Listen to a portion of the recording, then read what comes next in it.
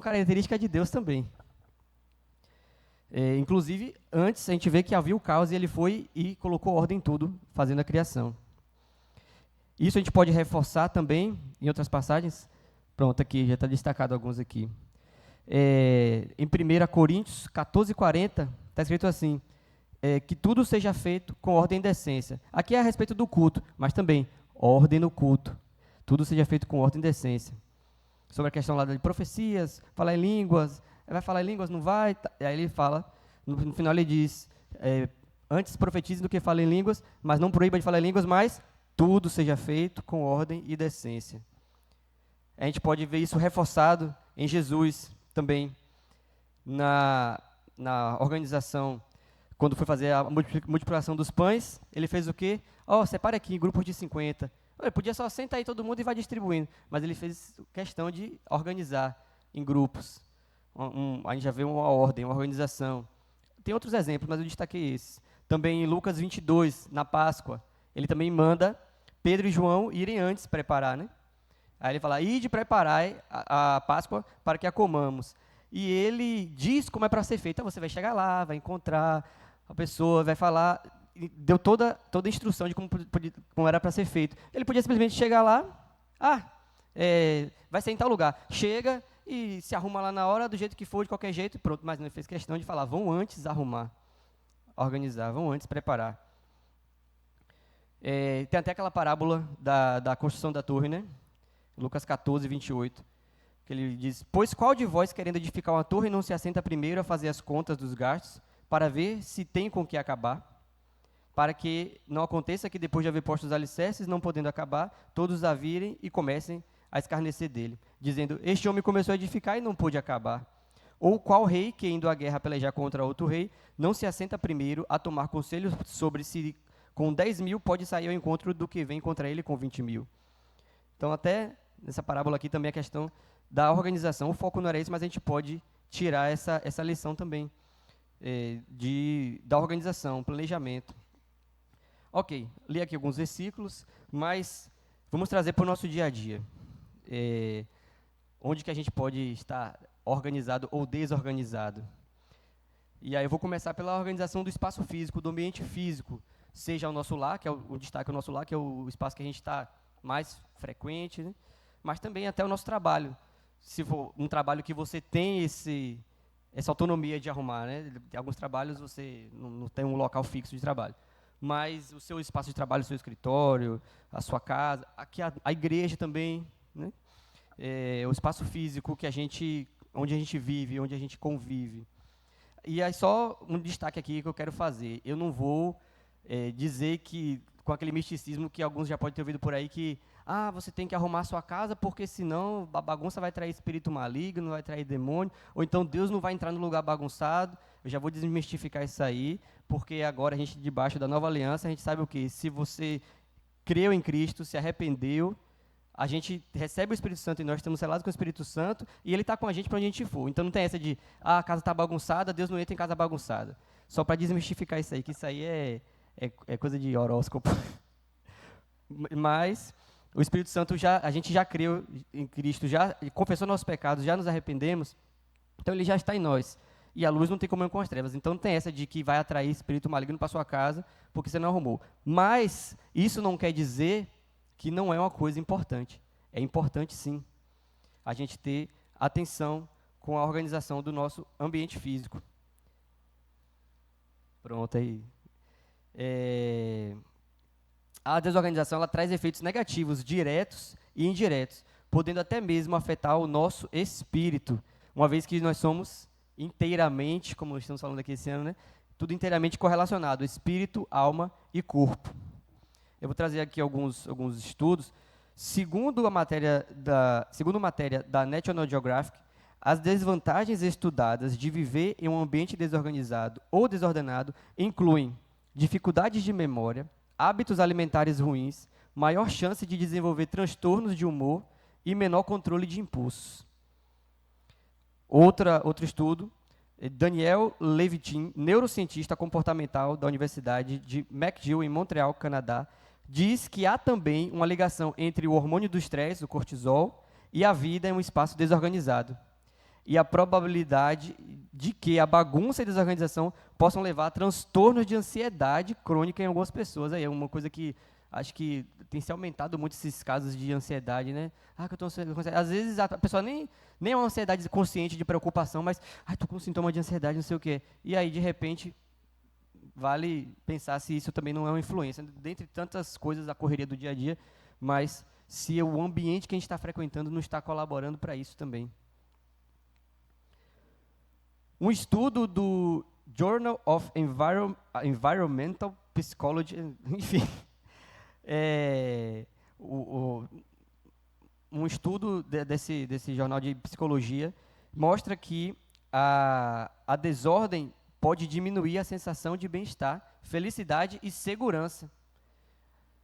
Outra pesquisa de Catherine Hoster, uma professora de Universidade do Novo México, mostra que trabalhar em um ambiente desorganizado pode levar rapidamente à sensação de exaustão. Não sei aqui quantas vezes alguns podem ter essa sensação, né? A gente começa a trabalhar, está no começo do dia ainda e já está esgotado, falando, não aguento mais. Às vezes o ambiente desorganizado pode contribuir com isso. A gente nos levar à exaustão em pouco tempo.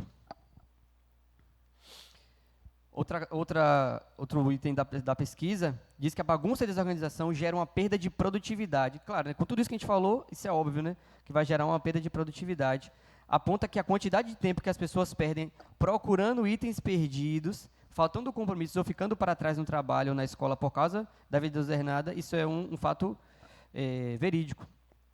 Aí traz até um dado estatístico que a pessoa média provavelmente perde 5% do seu tempo devido à desorganização. Aí ele traz a questão financeira, né? Imagine, se o pessoal fala que tempo é dinheiro, imagine 5% multiplicado no ano inteiro, né? Mas o foco aqui não é esse.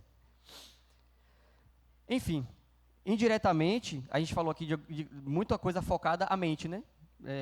Mas pode trazer danos à saúde física também, né? Além da mental. Por exemplo, quem sofre de rinite, e acho que isso aí é algo... Eu achava que era só eu, quando de repente andando com o pessoal, vi que tem muita gente que sofre disso. E aí um ambiente desordenado, você dificulta até, por exemplo, a limpeza, e aí tem cantos que ficam com poeira acumulada, e isso vai piorando a rinite, outros problemas respiratórios, e outros mais, né? A falta de limpeza, às vezes por conta da bagunça, pode levar a isso, a danos mentais e físicos, doenças. Outra coisa, isso aqui ele até falou dos itens perdidos, né? E aí a gente pode linkar isso com a desorganização do ambiente que gera desperdícios, prejuízos financeiros, inclusive. Aí, pessoal, mas o que tem de desperdiçar? Eu lembro quando eu era criança, acho que todo mundo passou por isso. A gente, numa refeição, e a mãe falava, como menino, não pode jogar fora, não. E aí falava, mas o que tem de jogar fora? Ah, é pecado. Eu falava, é pecado? Aí, não, vamos ver na Bíblia o que fala. Jesus, quando fez a multiplicação dos pães e peixes ali, em João 6, 11 e 13, olha o que está escrito. Jesus tomou os pães, havendo dado graças, repartiu pelos discípulos, e quando os discípulos, pelos que estavam sentados, igualmente também dos peixes, quanto eles queriam. Ok, fez a multiplicação, repartiu. Pronto. Aí agora aqui o versículo que eu quero destacar. E quando estavam saciados, disse aos seus discípulos, recolhei os pedaços que sobejaram para que nada se perca. Ou seja, aí está aqui o exemplo, né? Então, desperdício é algo que a gente deve fugir também. E a desorganização, ela contribui para isso, para o desperdício na nossa vida. Além do desperdício de tempo, né, que já citou, leva até o desperdício de coisas materiais. Por exemplo, eu confesso que eu já passei por isso aqui na minha casa e eu acho que essa experiência não é única. Quantas vezes você faz uma refeição, sobra aquela comida. Aí você fala, sobrou a comida, vamos guardar na geladeira, né? Para comer outro dia. Só que aí a gente não organiza, não planeja o cardápio, talvez, da semana, que hoje em dia agora está mais na moda, né? O pessoal faz a quentinha no domingo, deixa tudo no congelador.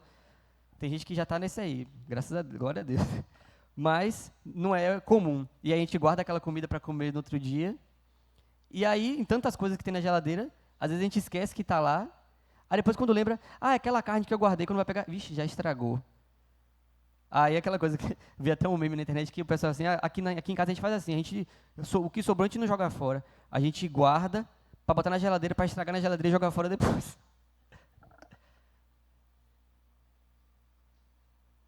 Mas, apesar do meme ser engraçado, isso é uma coisa que a gente deve desejar que haja na nossa vida. É, ou também, é, às vezes, um desperdício pela desorganização que gera excesso. Então, quem tem o hábito de comprar alimento em quantidade para deixar estocado para um longo período, e aí não tem essa gestão dos alimentos que você está guardando. E aí você tem um monte de alimento que você comprou, você preparou outros, sei lá,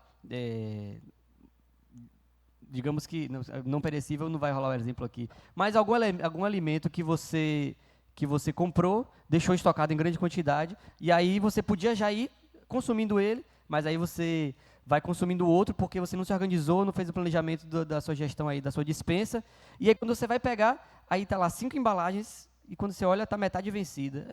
Desperdício. E esse desperdício gera prejuízo financeiro, porque depois você vai ter que comprar e repor a despensa. Às vezes, para quem tem filho, às vezes um material escolar, por exemplo, aí chega a pró mandou atividade. Vai ter que fazer coisa com cortar e colar, atividade de pintura, e você já tinha em casa, mas você não estabeleceu o lugar certo para guardar, ou usou e não guardou no lugar que era para guardar, e aí quando vai procurar, e aí revira tudo, bagunça tudo e não acha, aí, eita, mas tem que fazer atividade, vai lá comprar, compra, aí compra repetido, aí outro dia, de repente, você, aqui ó, a cola, que aquele dia eu não achei, agora estou com 2 colas, e enfim, você acaba gerando um excesso desnecessário, que é prejuízo financeiro. Às vezes coisas que acabam se quebrando porque não estão no lugar certo também, a gente não organiza cada coisa no seu devido lugar, e aí, isso aqui não tem onde ficar, vai ficar aqui em cima dessa estante mesmo, mas não era o melhor lugar, não era o lugar organizado, e aí, por um descuido, acaba se quebrando, né? Alguém esbarrando, ou alguma coisa que deixou no chão, e aí alguém passa sem ver e pisa, enfim, estou dando exemplos aleatórios aqui, mas que alguém pode ter passado por isso já na sua vida. E além disso, como ele falou, que a gente viu nos estudos, né, pode gerar compulsão alimentar. A compulsão alimentar também vai gerar desperdício financeiro, porque além do gasto que você vai ter com alimentos desnecessários, e geralmente industrializados, né, aí você vai gastar o dinheiro com isso, isso vai te gerar, provavelmente, problemas de saúde, obesidade, e problemas de saúde que você vai gastar com medicamentos, com atendimento médico. Então, olha a bola de neve que vai fazendo, né? E por falar em finanças, finanças é outra área também que a gente tem que se atentar para a nossa organização. O que seria uma pessoa desorganizada financeiramente? Uma pessoa, vocês já devem ter visto, às vezes uma pessoa que tem um bom salário, mas está lá atolado em dívida. O cara ganha, sei lá, 20 mil, sei lá, enfim, aí vai de acordo com o padrão de vida de cada um, mas a pessoa tem um salário alto e mesmo assim está em dívida. Você fala, como que consegue isso? Porque é que a pessoa não se planeja e às vezes ainda quer viver com um padrão acima do que o que ela ganha. Gasta mais do que ganha. Às vezes uma pessoa que ganha bem e que não se planeja, mas também pessoas que não ganham tanto, mas querem aparentar ser o que não são. Aí quer botar um status de rico, andar. É claro que a gente não vai andar esculhambado, mas aí você quer andar com roupa de marca, tá sempre comprando roupa, porque às vezes ou compra roupa de marca que é cara, que o seu bolso não dá para manter, ou então você tá sempre comprando roupa, é baratinho, acho que eu só compro baratinho.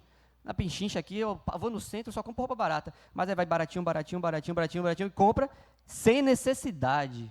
Porque uma coisa é você precisar, mas comprar sem necessidade. Eu até, isso é coisa de mulher, assim, eu não sabia disso, mas conversando com o Jennifer, ela me disse que tem esse povo, provavelmente deve ter visto alguma dessas blogueiras aí, que tem gente que compra a roupa e tá com etiqueta no guarda-roupa, nunca usou, aí depois, ixi, agora não cabe mais em mim, vou ter que doar. Comprou a roupa ficou com a etiqueta guardada. Meu Deus do céu, que situação. Hã? Pois é, aí, 2 vezes, perdeu 2 vezes aí. É, aí, e também essa questão da concupiscência dos olhos, né? Isso, a gente às vezes deseja ter coisas que a gente, naquele momento, a gente não pode ter. Poxa, claro que você quer ter um carrão, né? Primeiro, às vezes, quem não tem carro quer ter um carro, mas às vezes ainda não consegue manter. Às vezes, quem tem um carro fala, não, esse carro aqui não é o que eu queria ter, eu quero ter outro, eu quero ter um SUV, eu quero ter um carro novo, eu quero um carro zero. Mas aquela realidade não é a realidade que ele pode naquele momento. Mas vai lá e faz um financiamento. Não, porque o que importa é o financiamento. Aí financia com parcelas altas que tomam um percentual grande da sua renda. E aí chega a qualquer emergência, opa, não consegui pagar, aí depois vai lá, perde o carro pro banco, e aí é uma bola de neve. Ou gente que já compra só porque está no... Eu não vou perguntar aqui não, para não expor ninguém, né? Mas eu acho que, com certeza, se eu perguntar, vai ter gente que já fez isso, que compra coisa porque viu na promoção. Eu fui no shopping só passear aqui com a família e tal, fazer um lanchinho, de repente passa em frente da loja, eita, tá na promoção, deixa eu entrar aqui para ver. Aí vai, aí vai lá, eita, tá entregando aí? Aí vai lá e compra só porque está na promoção. Aí fala, puxa, ainda economizei, ó.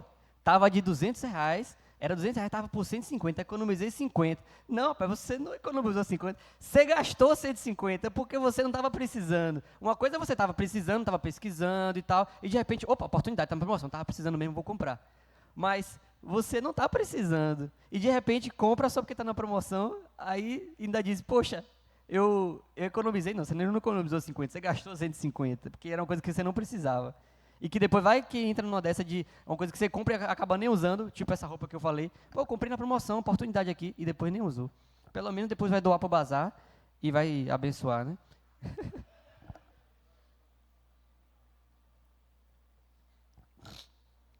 E essa essa desorganização, eu citei aqui, eu dei uma ênfase aqui na questão do ambiente físico, deu exemplo de finanças, mas pode se estender para várias áreas. E aí você pensa se há alguma área na sua vida aí que tem você está desordenado no trabalho, no estudo, na rotina diária, uma pessoa que vive à toa, deixa a vida me levar, não se planeja as suas tarefas, e aí termina o dia e você fala, não fiz nada, terminou o dia, não fiz nada. Às vezes você até fez bastante, só que você não se programou, você não se organizou o que você tinha para fazer, e aí o que você fez você nem tem como tarefa feita, porque você ia fazer qualquer coisa mesmo, e aí isso te deixa perdido, né?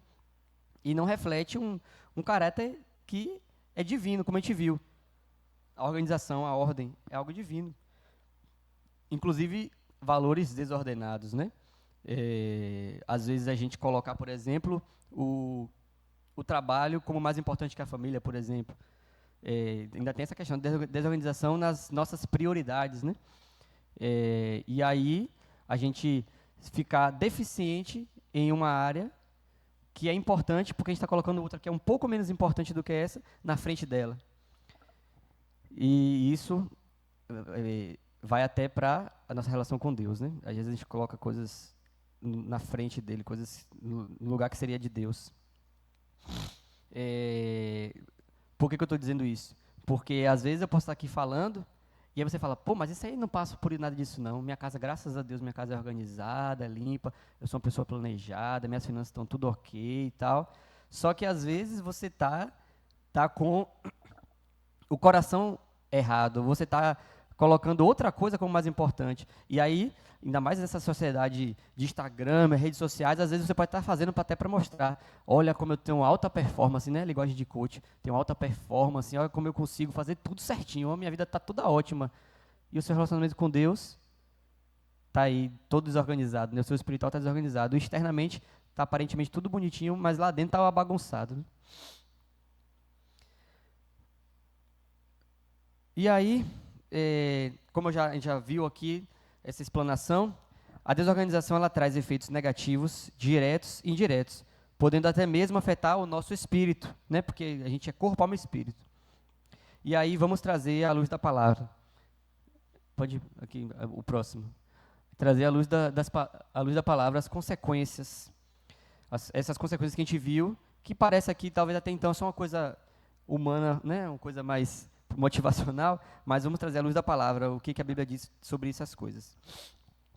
A desorganização da nossa vida, a gente pode pensar o foco no ambiente, mas pode ser em qualquer área, financeira, tudo. ela pode trazer uma frustração com a nossa situação atual. É diferente de se sentir incomodado com a bagunça do ambiente, por exemplo. É importante que a gente se sinta incomodado quando a gente está vendo que está algo desorganizado, a gente se incomoda para partir para uma mudança, isso é importante. Mas esse incômodo não é a frustração. A frustração é quando a gente começa a ser ingrato pelo que a gente tem e coloca desculpas nessa situação, na nossa situação atual, no nosso contexto atual, para não arrumar. Então, tipo assim, eu só vou, em relação à casa, só vou conseguir arrumar minha casa quando eu morar na outra casa que vai ser maior. Poxa, então se tua casa não está cabendo o que tu tem, não quer dizer que você tem que desapegar de algumas coisas, né? Vamos a gente se adequar à nossa realidade. Aí quando você tiver uma casa maior, você vai se adequar à sua realidade. Agora, sabe lá quando vai vir essa casa nova? A gente não sabe o dia de amanhã. E aí você fica na expectativa de, não, vou entulhando um monte de coisa aqui porque eu vou comprar uma casa nova que vai ter um depósito, a minha agora não tem. Vou entulhar um monte de coisa, quando a gente partir para a casa nova, aí vai estar tudo guardadinho. Aí passa 2, 3, 4, 5 anos, vocês não vão para a casa nova e está ali o bolo empilhando. Então, às vezes a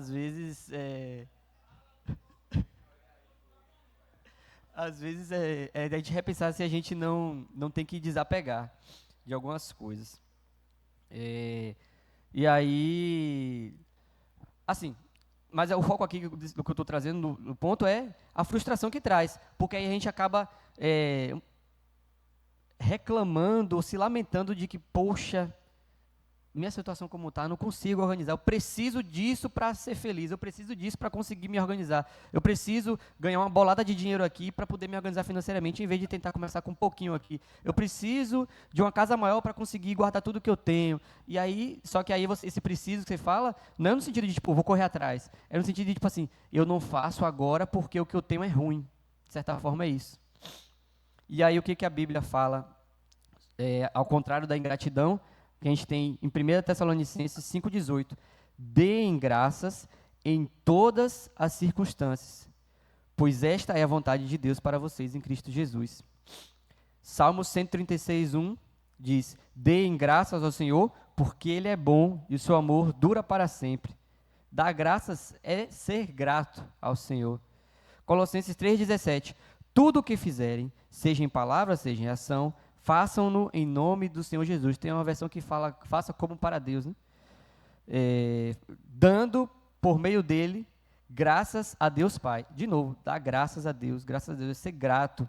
Então, ou seja, se a gente está num ambiente desordenado, bagunçado, ou nas finanças, ou qualquer outra área bagunçada, e isso nos leva a ser ingratos, nós estamos indo de encontro com o que a Bíblia nos ensina. A gente está fazendo o contrário do que a palavra de Deus nos ensina. A gente viu ali também nos estudos que foram citados, que pode trazer estresse, né, que está relacionado, a bagunça no ambiente está relacionada com a produção do hormônio do estresse, o cortisol. Isso vai te levar ao quê? A se irar, a irritabilidade.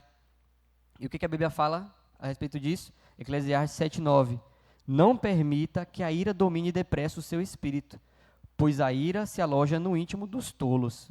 Ainda dá um tapa na sua cara aí. Tiago 1:19 e 20. Portanto, meus amados irmãos, todo homem seja pronto para ouvir, tardio para falar, tardio para se irar, porque a ira do homem não opera a justiça de Deus. Salmos 37:8. Evite a ira e rejeite a fúria, isso só leva ao mal. Eu destaquei esses 3 aqui, mas você pode buscar e vai ter outros. Mas só para mostrar que, olha só, como uma desorganização na nossa vida pode... A desorganização em si não é pecado, né? Mas ela pode levar a gente a pecar, a gente a fazer o contrário do que Deus nos ensina na sua palavra.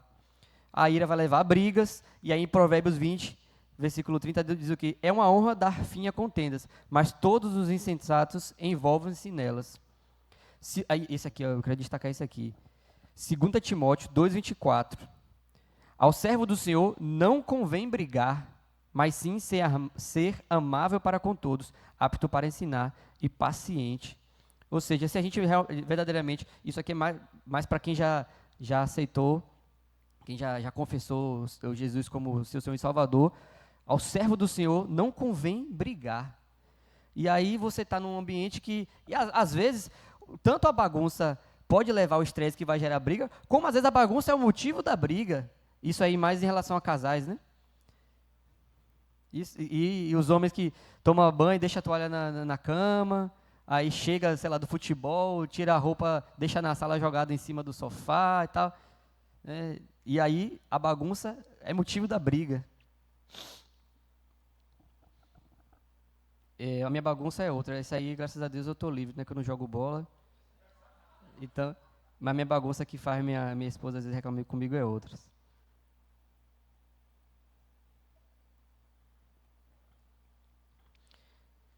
E uma coisa do que a gente citou nos estudos, quando você tem aí agora mais específico, a bagunça física, né? A desorganização física. Quando você está num ambiente muito entulhado, o cérebro, inconscientemente, processa muitas informações. Que ele tem que reconhecer o ambiente que você está entrando, né? Você entrou no ambiente, ele vai reconhecer, fazer todo o mapeamento. Quanto mais desordem tiver, mais você sobrecarrega o seu cérebro. E isso talvez é o que afeta o que a gente falou, o quê? De cair o rendimento, a perda da produtividade. E aí, faz o quê? Perder tempo. Enquanto que a Bíblia nos ensina a remir o tempo. Efésios 5, 15, 16 diz assim: portanto, vede prudentemente como andais, não como nécios, e sim como sábios, remindo o tempo, porque os dias são maus. E aí vocês têm remido o tempo? Aí, a partir de remir o tempo e fala de organização, alguém pode questionar, né? Não, mas espera aí, remir o tempo não é... Isso aí tá errado, né? Porque se eu perder meu tempo me organizando a casa, parando para organizar a agenda, isso aí eu estou perdendo tempo com coisas seculares, enquanto eu poderia estar na companhia dos meus filhos, na companhia dos meus irmãos, na companhia do meu cônjuge, certo? Ok. Mas aí eu pergunto, você deixaria mesmo de fazer essas coisas para se dedicar a isso? Ainda não, porque eu estou servindo ao Senhor, ainda tem isso. Não, porque eu estou servindo ao Senhor, tal, estou indo lá nas atividades da igreja, não sei o que, muito estou empenhado, por isso, tá, ótimo.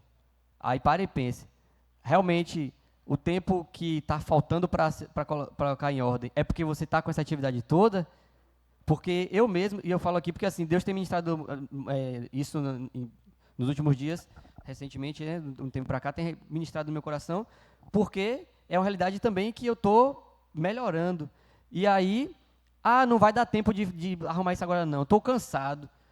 Eu preciso descansar, porque eu fiz muito aqui, a atividade na igreja, não sei o que, estou cansado, vou chegar, vou dormir. Aí deita, aí corta aí para algum tempo depois, passou 1 hora, eu estou aqui no celular, na cama, rolando no feed. Então, realmente, o tempo está faltando porque você está com sua família, ou porque você está com os seus irmãos da igreja, está nas programações da igreja? Não.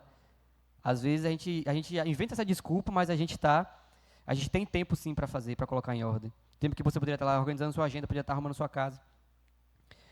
E sem contar, eu queria dar um destaque aqui para pequenas preguiças. Por exemplo, estou aqui, vou beber água. Se eu estiver em casa, aí beleza, onde é o lugar do copo? Eu vou botar na pia. Aí às vezes eu fui na cozinha, né? Peguei a água, saí e bebi. O tempo que eu podia botar aqui na mesa, eu podia estar aqui, bebi e já boto na pia. Mas não, eu faço assim. Aí eu gastei o tempo de botar aqui, depois eu vou ter que voltar outra hora para pegar e botar na pia. Eu vou gastar 2 vezes o tempo. Ou, por exemplo, a questão da toalha, que eu disse teu exemplo aí.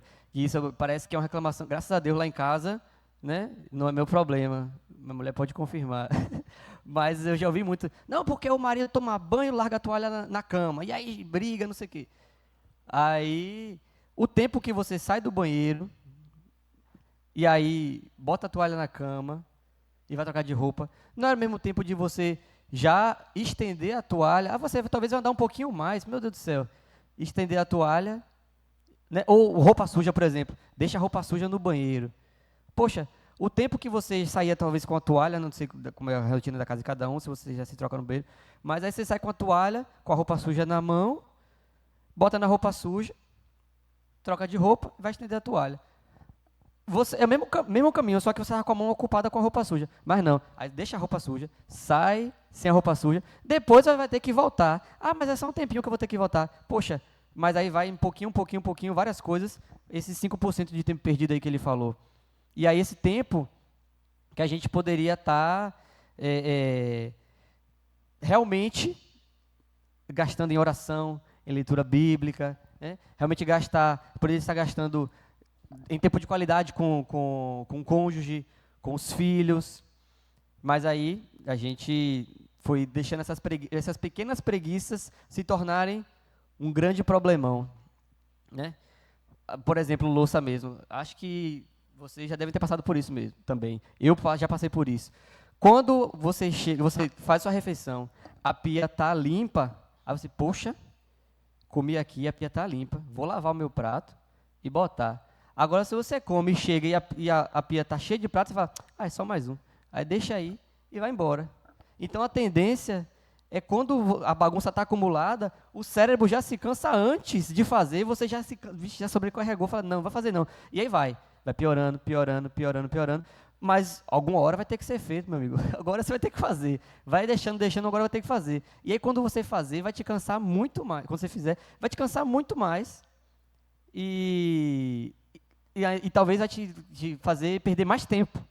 Né? Porque, como eu falei, você poderia ter gastado o tempo ali, na mesma hora que você usou, lavou, aí agora você vai ter que gastar o tempo 2 vezes. derrama alguma coisa, limpa na mesma hora. Não limpa na hora, aí, até aqui na igreja mesmo, por exemplo, isso eu estou falando para nossa casa, nosso ambiente de trabalho, mas também serve aqui, um cuidado que a gente tem, que é importante a gente ter. Aí, por exemplo, estava bebendo alguma coisa, ou comendo alguma coisa, derramou. E aí, poxa, podia já providenciar para limpar na mesma hora. Poxa, vou ali, Matheus, onde é que eu acho o pano aqui, não sei o quê. Limpou, rapidinho. Aí, não limpou na hora que derramou, aí vai passar alguém, vai pisar, aí vai espalhar a meleca, isso tanto aqui como na nossa casa. E aí depois o trabalho vai ser maior.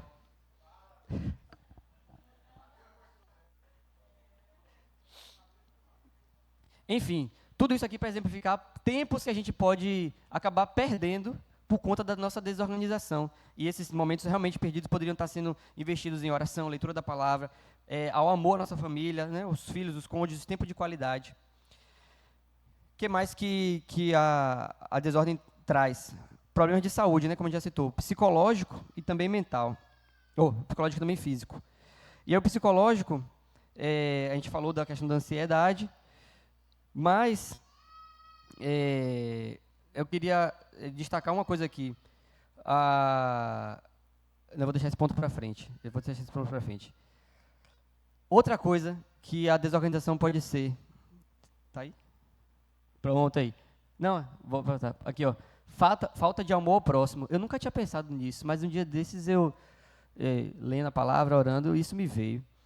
Que a nossa desorganização pode ser falta de amor ao próximo, porque as consequências dela, por mais que tenha consequências diretas em nós, os que estão ao nosso redor vão sofrer com isso também. Talvez com a enfermidade que a gente tenha, com o nosso estresse, né? Mas também com o nosso serviço. Poxa, eu deixar o ambiente limpo para os que os meus frequentam, não é também querer servi-los de uma forma melhor, né? Então, é também uma falta de amor, demonstra uma falta de amor ao próximo. Se você não se importa em se organizar, tanto o ambiente físico, como também as outras áreas, por exemplo, a financeira. Se você está desorganizado financeiramente, você pode trazer muita dor de cabeça para a sua família. Às vezes, falta de algumas coisas que seriam essenciais. Ou às vezes a gente como contexto de igreja aqui, às vezes um irmão que está passando a necessidade, não por desleixo dele, mas uma eventualidade, e aí você, desorganizado financeiramente, você não tem nenhum dinheirinho sobrando para poder abençoar a vida de alguém que está precisando.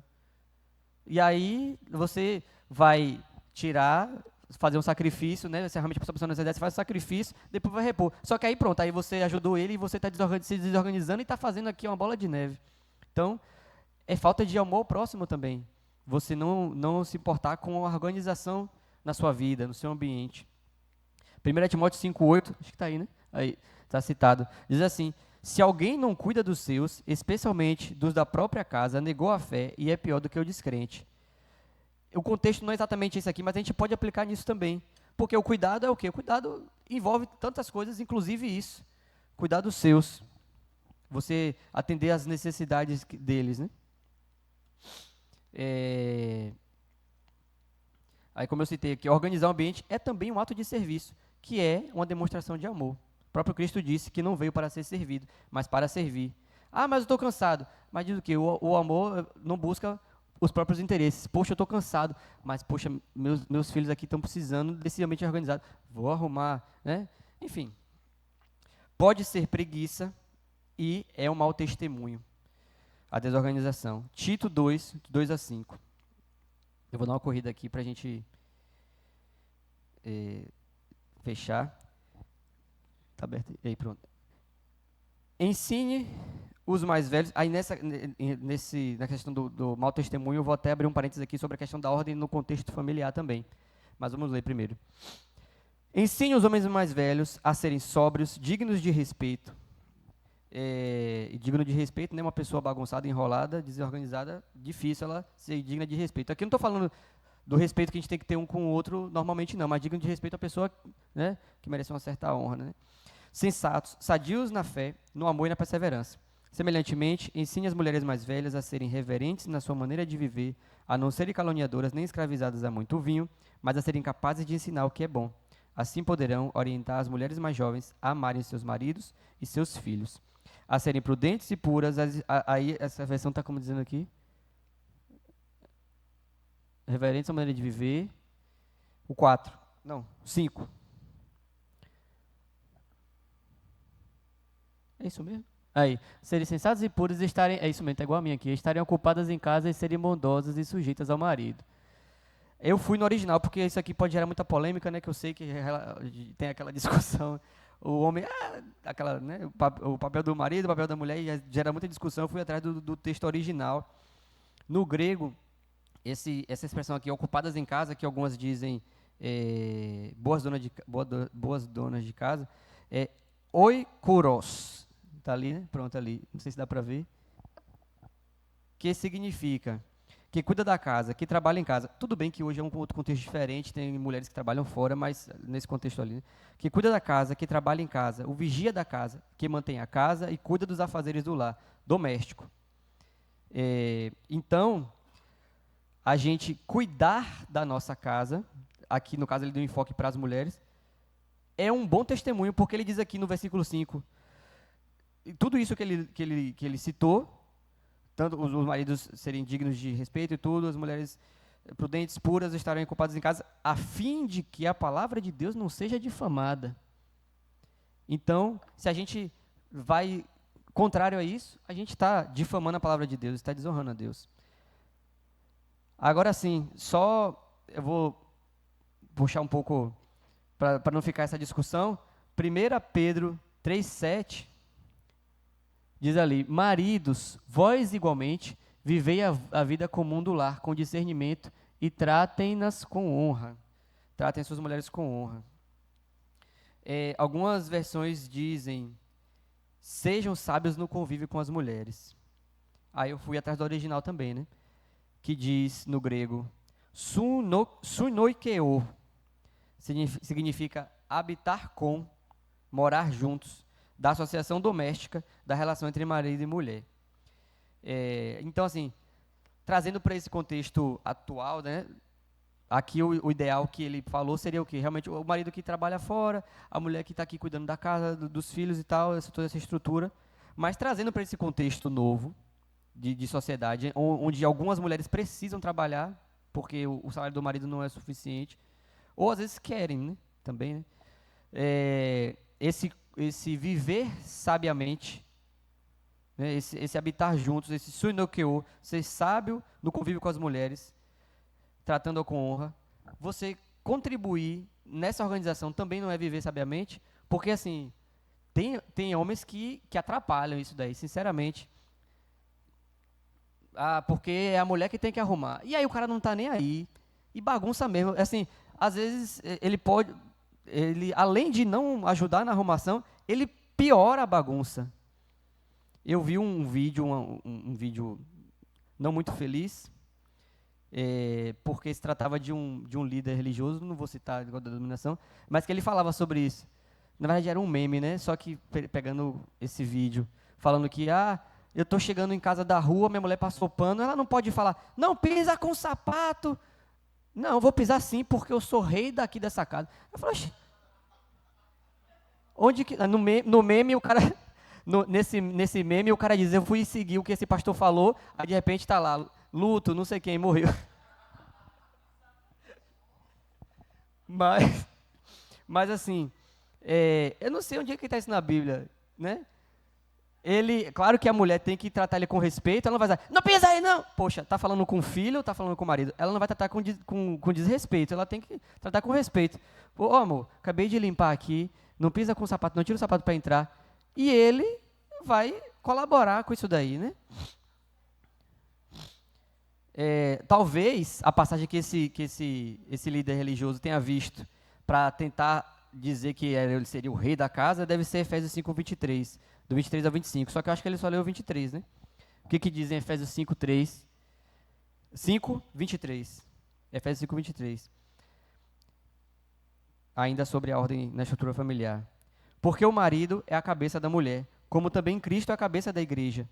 Aí ele, acho que não viu o resto ali, ó, que é o seu próprio corpo, do qual ele é o Salvador. Então ele colocou ele como sendo um maior, né, a mulher menor, só que ele esqueceu que é como Cristo é a cabeça da igreja, o marido é a cabeça da mulher. Então eles são o mesmo corpo e ele é o próprio Salvador. Essa atitude dele, eu acho que ele não está salvando a mulher dele, né? Mas e o 24. De sorte que, assim como a igreja está sujeita a Cristo, assim também as mulheres sejam em tudo sujeitas a seus maridos. E aí parece que ele também talvez tenha lido esse versículo aí, né? Mas aí continua no 25, diz assim: vós maridos, amai a vossas mulheres, como também Cristo amou a igreja, e a si mesmo se entregou por ela. A gente tem se entregado, os maridos aí, a gente tem se entregado às nossas esposas, porque a gente fala, não, eu estou disposto a morrer por ela, mas aí você está disposto a viver por ela também? Porque morrer por ela, tipo assim, ela está numa situação de que vai correr risco de vida, você se entrega para morrer por ela. Mas esse morrer diário, você está morrendo? Se entregando por ela também? Como Cristo amou a igreja? E a questão da sujeição, né? Da mulher estar sujeita aos maridos, assim como a igreja está sujeita a Cristo. Aí também fui no original, ali, pronto. O potasso, esse sujeito. Aí tem vários significados, mas eu achei um aqui interessante para destacar, para explicar essa relação aqui. O potasso significa um termo militar grego que significa organizar divisões de tropa numa forma militar sob comando de um líder. Em uso não militar, era uma atitude voluntária de ceder, cooperar, assumir responsabilidade e levar uma carga. Então eu penso assim, nessa estrutura familiar, como o potássio que a gente vê o significado aí, o marido como o líder daquela equipe, daquele batalhão ali, está comandando, mas não no sentido de que ele é maior, que ele é melhor, mas que ele está só numa posição de liderança, inclusive de ir à frente, ao ponto de se entregar, como a gente já falou. E aí a mulher voluntariamente coopera nessa mesma missão, ajudando a levar a carga. Em Gênesis 2, 15, foi dado ao homem o encargo de cultivar e guardar. Ali, não sei se dá para ver. E esse termo do hebraico que eu não vou saber falar aqui, mas vocês estão vendo aí na tela. É mais ou menos assim, obad, significa cultivar, que traduzido é trabalhar, servir, labutar, fazer trabalhos, enfim, servir como subordinado, servir a outro com trabalho. E o cultivar. E o guardar, esse sholmar, significa guardar, vigiar, observar, prestar atenção. Ali mais embaixo diz vigiar, né, proteger, tem uma parte que diz proteger. E aí, em seguida, no versículo 18 do Gênesis 2, ele coloca a mulher como ajudadora. Deus coloca a mulher como ajudadora nesse trabalho do homem, de cultivar e guardar, e aí coloca a mulher como ajudadora, que é o termo ezer, no hebraico. Aí a pessoa pensa, de novo, mas é ajudadora, então ela é inferior, né? Porque o homem tem um trabalho e ela está ali só para ajudar. Rapaz, eu achei uma coisa interessante esses dias, que esse termo ezer, que significa ajuda, socorro, ali, Ezer, aqui. E significa ajuda, socorro. Ele é utilizado para se referir ao socorro de Deus em alguns trechos no Antigo Testamento. Ou seja, o mesmo trecho que diz o Deus que vem em socorro do seu povo, ele também usa para dizer a mulher como ajudadora, Ezer. Então, assim, não é uma coisa pequena, não é uma coisa diminuída, não. É realmente um auxílio que o homem precisa para conseguir cumprir a sua missão. E aí, no caso, os dois estão juntos na mesma missão. Enfim, então, o homem deve cultivar, trabalhar, guardar, proteger, enquanto a mulher o auxilia nesse mandato criacional, né, dos três que Deus deu ao homem, né? E enquanto pais, o que devemos fazer? Provérbios 22:6. Tá aí? Pronto, aí, tudo aí. Educa a criança no caminho que deve dar. Isso é famoso, né? Educa a criança no caminho que deve dar. Até quando envelhecer, não se desviará dele. Mas um destaque aqui. Esse educar a criança no caminho é educar, não é ensinar o caminho, é ensinar no caminho. Então, enquanto você está vivendo, você leva ela junta e vai educando. Se eu não me engano, foi o Saião que falou que esse texto era sobre a questão do ofício, do trabalho, não era necessariamente da vida cristã. Mas é tipo isso, não, porque tinha um pai que era carpinteiro, por exemplo, e ele vai ensinar o menino aqui, ó, junto, para aprender o trabalho. E aí, quando ele crescer, ele vai continuar nesse trabalho. Só que, como é que o menino aprendeu? Não foi o pai falando, foi levando junto e mostrando como é que faz. Então, isso é importante. Não adianta a gente só ficar ensinando, traz para a igreja, manda para a salinha, até ler uma Bíblia na hora de dormir, mas a gente não está mostrando o exemplo. Então, a gente tem que ser exemplo para os nossos filhos. Provérbios 3:12. Porque o Senhor repreende aquele a quem ama, assim como o pai ao filho que quer bem. Ou seja, se a gente ama nossos filhos, a gente tem que repreender. Porque hoje está um negócio de, é tudo no diálogo e tal. Claro que tem que ter diálogo. Mas o diálogo, às vezes, precisa ser mais firme. E aí a gente não quer desagradar nossas crianças, porque eu amo tanto ela e acha que amor é só carinho. Mas aqui, ó, o pai que ama repreende, está aqui, repreende. Está aqui em Provérbios 3. Porque o Senhor repreende aquele a quem ama, assim como o pai ao filho a quem quer bem. Provérbios 13:24. Quem se nega a castigar o seu filho não o ama. Quem o ama não hesita em discipliná-lo. Provérbios 22:15. A insensatez está ligada ao coração da criança, mas a vara da disciplina a livrará dela. Isso aqui é polêmico, né? Provérbios 23:13-14. Esse aqui é bem forte, ó.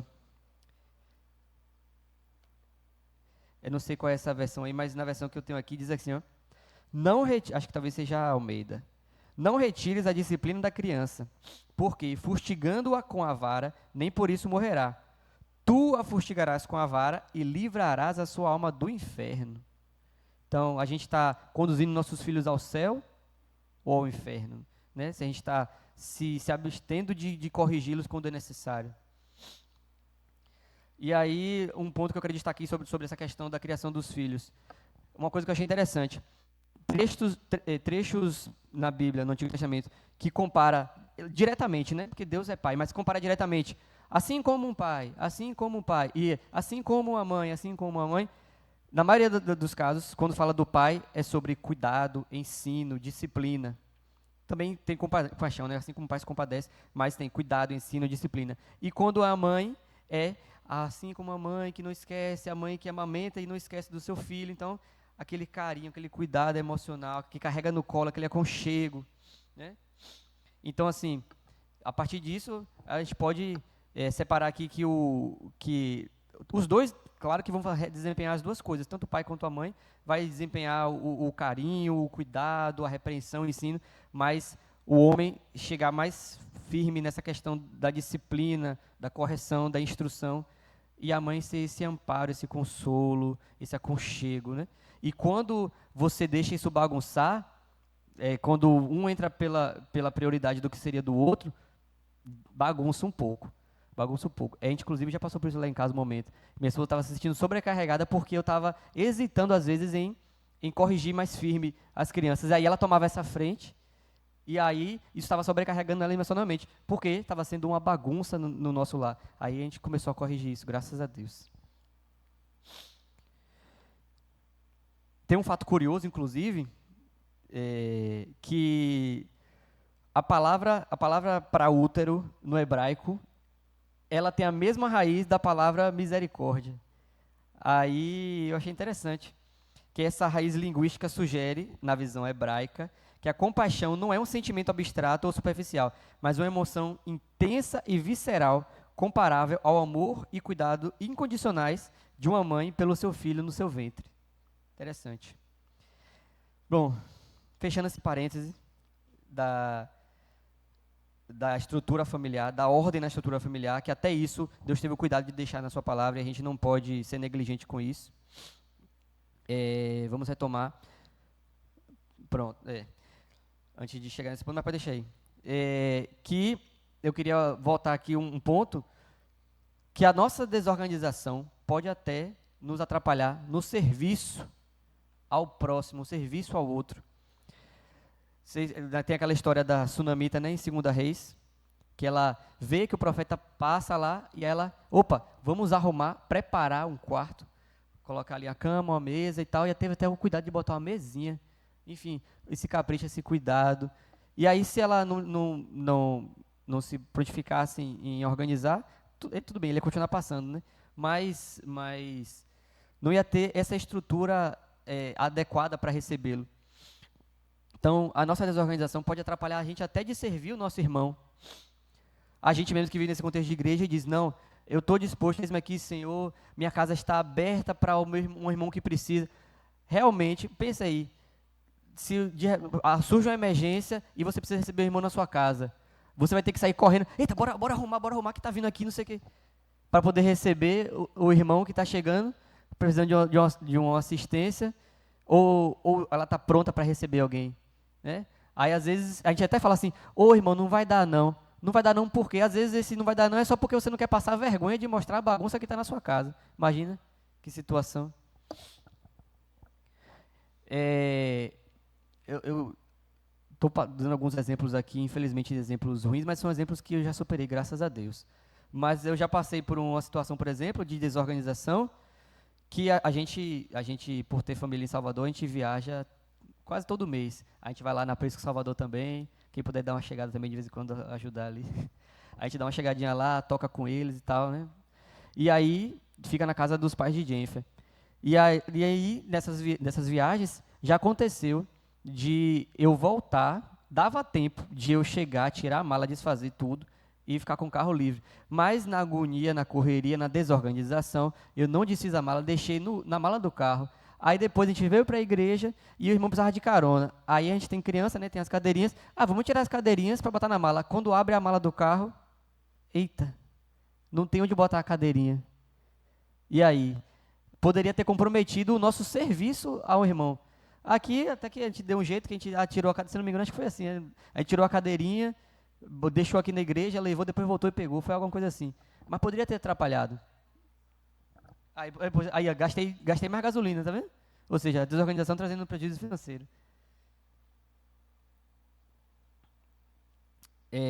Ou até na questão de organização, entrando na parte da limpeza, imagina, aí você tem um pet lá que você deixa subir no sofá e o pet já está um tempão sem banho, o sofá ninguém consegue sentar porque está cheio de pelo e fedorento. Aí o irmão chega, um irmão, uma irmã que você precisa dar conselho na sua casa, e aí, eita, como é que vai sentar? Não tem nem onde sentar, meu Deus do céu, vai ter que sentar no chão. Né? Imagina, enfim. São alguns exemplos práticos aqui da importância de a gente estar atento com essa questão. E aí, enfim, para fechar aqui, recapitulando, aí sim, por que a gente se importava com a organização? Porque Deus é organizado e nos ensinou como ser, inclusive através de Jesus, como a gente leu no começo. Na criação, Deus foi organizado. Quando Ele passou as instruções para o tabernáculo, né? E Jesus ali no cuidado da arrumação da Páscoa, na multiplicação dos pães, para não desperdiçar, todo esse cuidado Ele nos ensinou. Porque também Deus mandou o homem cultivar e guardar. Isso é mandato criacional. E essa questão de ser organizado está dentro desse cultivar e guardar. Por que também ser organizado? Porque ser organizado é demonstração de amor ao próximo, começando pelos da sua casa. É um bom testemunho também. Pulei um aqui, demonstração de domínio próprio, né? Porque domínio próprio você se entrega aos seus impulsos. E às vezes a gente não deixa de arrumar alguma coisa que precisa, seja física, seja de rotina, seja finanças,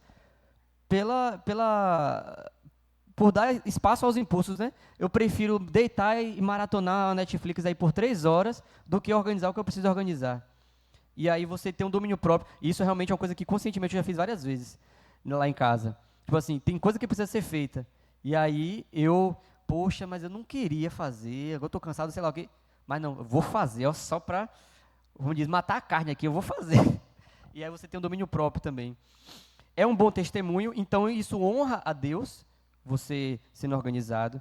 Contribui para um melhor serviço ao propósito de Deus, enquanto ele é um melhor serviço ao outro, ao próximo. E, sendo um processo que se retroalimenta entre espírito, alma e corpo, ele pode afetar a nossa vida espiritual. Assim como o interior reflete o exterior também pode afetar o interior. A gente tem essa passagem de Provérbios 15, versículo 13. Pode botar aí, Provérbios, que acho que não vai dar para o pessoal ler. Você já deve ter escutado que o coração alegre formoseia o rosto. E aí a continuidade do versículo. A alegria do coração transparece no rosto, mas o coração amargurado abate o espírito. Então, assim, coração aqui é a alma, né? Então, quando a nossa alma está alegre, isso vai transparecer no físico, no corpo. Mas quando o coração, a alma, está amargurado, isso abate o espírito. E a gente viu que isso pode afetar as nossas emoções. E a emoção é a alma. Então, ou seja, por mais que pareça que não, parece que é uma besteira, mas a organização na nossa vida pode afetar o nosso espírito.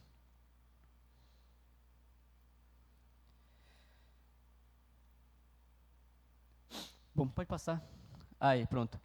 E aí, eu chego agora, já concluindo, que aí é o ponto que importa, porque a gente viu tudo, a importância de ser organizado, o que a Bíblia nos ensina a respeito disso, mas aí, quais são as possíveis causas da desorganização? Aí eu botei ali, falta de confiança em Deus. Por quê?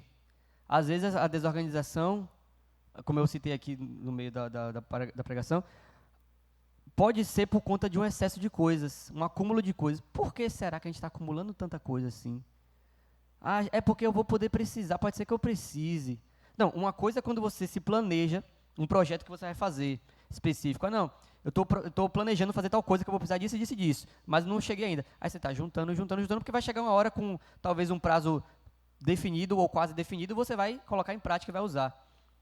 Mas às vezes você só está aguardando para uma coisa que você não sabe quando vai ser, não sabe, pode nunca acontecer, e está só acumulando, e aí isso pode transparecer falta de confiança em Deus, pelo medo de escassez, que pode ser, eu vou precisar um dia e não vou ter, achando que Deus não vai suprir o que você precisa. Outras causas, outra possível causa, educação familiar, assim, porque para algumas pessoas ela pode viver num contexto de bagunça, ter crescido num contexto desordenado, de bagunça, tanto desordenado no ambiente físico, como na rotina, inclusive às vezes desordenado até na própria estrutura familiar, bagunçada e tudo, e aí para ela isso é normal. Mas a gente não precisa manter esse ciclo, ainda mais agora que a gente conhece, né, que Deus já nos deu tudo que a gente precisa para poder viver piedosamente. Então a gente já tem aqui o manual para viver como Ele quer, e a gente não precisa continuar esse ciclo. Mas eu não me incomodo com isso. É até preocupante você não se incomodar. Antes você se incomodar se não estivesse conseguindo e precisasse de ajuda, e aí até vale pedir a ajuda de um irmão, talvez, nesse processo, mas você não se incomodar, acho que é até pior. Outra causa, como eu citei ali, a indiferença, a falta de amor ao próximo, porque uma vez que a gente sabe disso, tudo isso aqui que a gente sabe, e a gente não se importar em se organizar, a gente conscientemente está não amando o próximo, porque, o filho, por exemplo, uma coisa mesmo que a gente faz lá em casa, toda noite antes de dormir, as crianças bagunçaram e tal, a gente manda eles arrumarem, mas se restou alguma bagunça, aí ainda assim, a gente vai lá e arruma tudo para eles terem aquele ambiente tudo organizadinho, bonitinho, para dormir e acordar em paz, já não acordar estressado, enfim, um pequeno exemplo. Mas eu citei aqui a questão do serviço no outro, a mulher sunamita, dar uma carona, receber um irmão que precisa de uma assistência. e aí você, sabendo que desse todo esse contexto e ser negligente com isso, você pode estar transparecendo falta de amor ao próximo. Outra possível causa, uma desordem emocional. Então, assim como o psicológico pode, como a bagunça pode afetar o psicológico pode fazer você ficar desorganizado. Mas assim, se for uma questão de ajuda profissional, então, gente, vamos tratar de procurar logo, porque a gente fica, não, mas é porque eu tenho TDAH, por isso que eu sou assim. Mas você tem mesmo? Está diagnosticado ou só você acha porque viu um monte de vídeo na internet e acha que é? Aí se pendura nessa muleta para ter a desculpa de não fazer. Então, se está achando que é assim porque tem algum diagnóstico, vai logo atrás da ajuda profissional para resolver esse problema e não vai ser negligente com isso. Agora sim, a gente tem que lembrar que a gente é espiritual, alma e corpo. Então, não vamos procurar somente ajuda espiritual e não buscar primeiro, não é nem para buscar o profissional e não buscar o espiritual. É não buscar primeiro o espiritual. A gente busca primeiro o espiritual. E aí, precisando de ajuda profissional, a gente busca também ajuda profissional. Lembrando que a gente é um ser íntegro, espiritual, alma e corpo, inteiramente. Outra possível caso da desorganização, prioridades invertidas. Como eu citei aqui, às vezes você pode colocar o seu trabalho acima dos seus filhos, aí a pessoa fica lá, workaholic, mergulhada no trabalho, e negligencia a criação dos filhos, negligencia o seu papel de marido, ou a mulher negligencia o seu papel de esposa, porque botou o trabalho como mais importante, o seu papel de mãe. E aí, essa desordem nas prioridades vai causar desordem física também, física, financeira. Pode não ter causado ainda, porque você pode até falar, porque eu trabalho muito, eu sou cheio do dinheiro, então finança não é o problema. E minha casa está sempre arrumada porque eu pago a diarista para arrumar, porque eu tenho muito dinheiro. Beleza, mas essa desordem que está aqui dentro, alguma hora vai aparecer, vai sair para o mundo externo, para o físico.